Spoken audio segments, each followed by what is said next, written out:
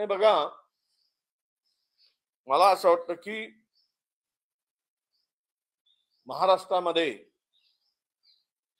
भारतीय जनता पक्षाला मित्र पक्षाची आता सोयीपुरती गरज आहे. त्यांना जे काही संख्याबळ मिळालं त्यामुळे त्यांना मित्र पक्षाची गरज नाही. महाविकास आघाडीच्या संदर्भात आम्ही सत्तेत नाही आणि इंडिया आघाडी म्हणून उद्धवजी ठाकरे साहेब सेंट्रल दिल्लीमध्ये लोकसभेमध्ये होते, महाविकास आघाडी म्हणून विधानसभेमध्ये होते. मला वाटतं की आजची स्थिती पाहून जर त्यांना स्वतंत्र लढायचं असेल तर तो त्या पक्षाचा निर्णय आहे. पण मुंबई महानगरपालिकेमध्ये युती व्हावी, आघाडी व्हावी असं आम्हाला वाटतं. जर त्यांना स्वतंत्र लढायचं असेल तर आम्ही सुद्धा ती तयारी करू आणि आम्ही सुद्धा स्वतंत्र लढण्यासाठी आमचं पाऊल सुद्धा पुढे पडेल. शेवट आघाडी करायची असेल तर एकत्र बसून चर्चा करून निर्णय होतो. परंतु त्यांची भूमिका आम्ही वृत्तपत्रामधून वाचतो आहोत, ऐकतो आहोत. त्यांच्या भूमिकेकडे आमचं लक्ष आहे. अनेक ठिकाणी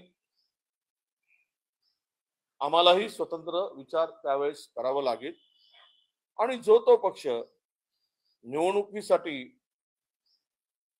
आघाडी होईलच हा विचार करून लढणार नाही. मला तरी आता वाटतं की उद्धव साहेब हा निर्णय घेताना स्वतंत्र लढण्याचा पुनर्विचार करतील आणि महाविकास आघाडी म्हणून आम्ही मुंबई कॉर्पोरेशन मध्ये निवडणुकीला सामोरं जाऊ. मुंबई पुरतील असणार आहे की इतर ठिकाणी त्या महानगरपालिका असं आहे की प्रत्येक ठिकाणीच आघाडी होईल असं मानण्याचं काही कारण नाही. त्या त्या ठिकाणी असलेली परिस्थिती पाहून कार्यकर्त्यांचं मत लक्षात घेऊन, पदाधिकारी नेत्यांचं स्थानिक मत लक्षात घेऊन तो निर्णय व्हावा असं सर्व आमच्या काँग्रेसच्या नेत्यांचं मत आहे. विधिमंडळामध्ये मुख्यमंत्र्यांनी जे समाज माध्यमावरती बाहेर दिला 12 अकाउंटवरती सायबर पोलिसांनी गुन्हा नोंदवलाय. त्यामध्ये नागपूर काँग्रेस सेवा दल नावाचे अकाउंट देखील समाविष्ट नाही. त्यांनी ते फॉरवर्ड केलं, त्यांनी काही केलेली क्रिएट केलेली पोस्ट नाही. पण अशा पोस्ट कोणी एडिट करू नये. पण ते पेरण्याचं पाप कोणी केलं असेल तर ते भाजपनी केलं. आज तुम्हाला या खोट्या आणि एडिट केलेल्या गोष्टींचा जर त्रास होत असेल तर तो त्रास तुम्ही काँग्रेसला किती दिला आणि कशा पद्धतीने काँग्रेसला बदनाम केलं. पेरणी करणारे कोण तर भाजपच होती. त्यावेळेस जर केलं नसतं तर आज ही परिस्थिती आली नसती.